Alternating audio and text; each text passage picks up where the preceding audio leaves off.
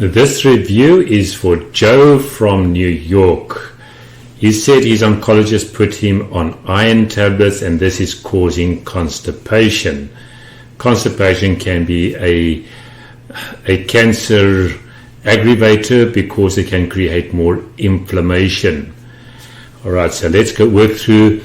What we're going to cover is what to do about it. So stay to the end. We're going to talk about what to do about it and also to make sure that it does not create more problems down the line. So why does it cause constipation?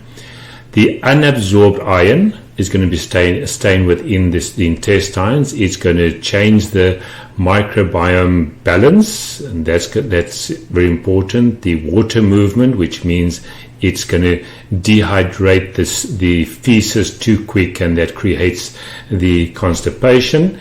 So the remedy is to be able to do more hydration, your probiotics, more acid in the stomach, and I'll explain why in a moment. And then also bile salt, and especially for those that do not have a gallbladder.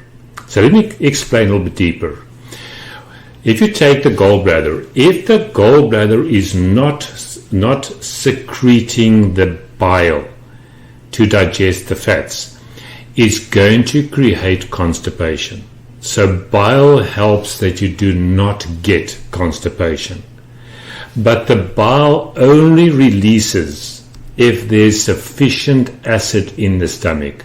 If there's not enough acid in the stomach, it will not release.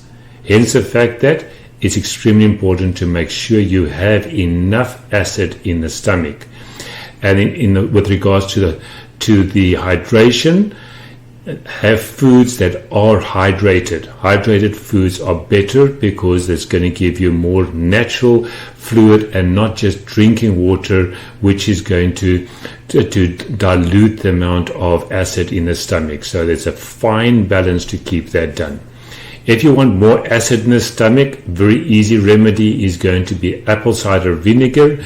You take 1 ounce apple cider vinegar with 2 ounces of water. That then is taken 30 minutes before every single meal. Okay, very important. And then with regards to bile salts, I like Dr. Burke's bile salt. His gallbladder formula, that's the one that I like for bile salt. So bile salt will be if you do not have a gallbladder, but also if the constipation is hectic, take the bile salts. It's going to be a symptomatic treatment to be able to fake that you have got some bile that was released, and on that basis it's going to reduce the constipation. Now, what you should not do, categorically don't, is to up the amount of fiber in your body. That's a total wrong treatment. Your doctor might tell you, oh, just take more fiber, or even worse, take the gut health fiber support type of things. Now, it's not this company. I blurred out the company name. It's not about the company. It's going about if you take the gut fiber, healthy fiber, doesn't matter what fibers, the fiber is going to make you even more constipated. So even take food that's less fiber and you're going to do better. Okay, so that's going to help you. Then with regards to the iron, now we know out of my previous videos you have seen iron is extremely important for your hemoglobin to be able to get your oxygen into the body, into the red blood cells. So iron is extremely important, and that's why the oncologist said you need iron. But what it did not tell you is you need vitamin C to synthesize it. Okay? Stay to the end because I'm going to cover the type of iron also, so stay tuned. You also need copper to extract the iron from the liver. Okay, bear that in mind. And you need biotin to absorb your vitamin C. Take a screenshot of this or a picture of this so that you can remember this. Now, we already covered the iron, but you also need the B6 for the the hemoglobin, and also B12 and B9 for the red blood cell, where the oxygen is going to be absorbed. So just keep that in mind.